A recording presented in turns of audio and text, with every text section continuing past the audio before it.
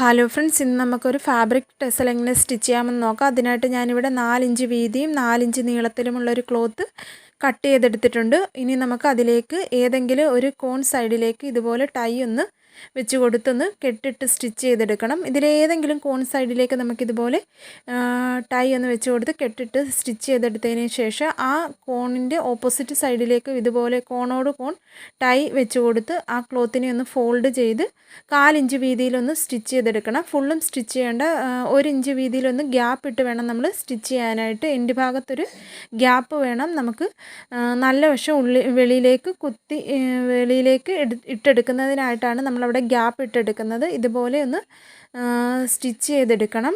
അതിനുശേഷം നമ്മൾ സ്റ്റിച്ച് ചെയ്ത ആ കോൺ ഇവിടെ ഗ്യാപ്പാണുള്ളത്, ഇവിടെയായിട്ട് എക്സ്ട്രാ കോൺ ഷേപ്പിൻ്റെ അവിടെ എക്സ്ട്രാ നിൽക്കുന്ന ക്ലോത്ത് കട്ട് ചെയ്തതിന് ശേഷം നമുക്ക് ഈ തുണിയെ സ്ക്രൂ ഡ്രൈവറോ വല്ലതും വെച്ച് കുത്തി വെളിയിലേക്ക് ഇതുപോലെ എടുക്കാവുന്നതാണ്.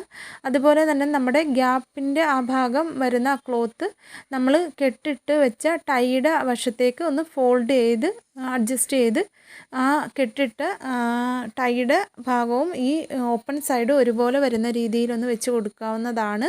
അതുപോലെ തന്നെ താഴ്വശം നമ്മൾ കൈകൊണ്ട് ചുളിവൊന്നുമില്ലാതെ തുണിയെല്ലാം അഡ്ജസ്റ്റ് ചെയ്ത് ഇതുപോലെ ഒന്ന് വെച്ച് എടുക്കണം. പിന്നീട് നമ്മുടെ ആ ടൈയും ഓപ്പൺ ഭാഗവും കറക്റ്റായിട്ടൊന്ന് വരുന്ന രീതിയിൽ ഒന്ന് അഡ്ജസ്റ്റ് ചെയ്ത് വെച്ച് കൊടുത്തതിന് ശേഷം ഒന്ന് കെട്ടിട്ട് സ്റ്റിച്ച് ചെയ്തെടുക്കണം.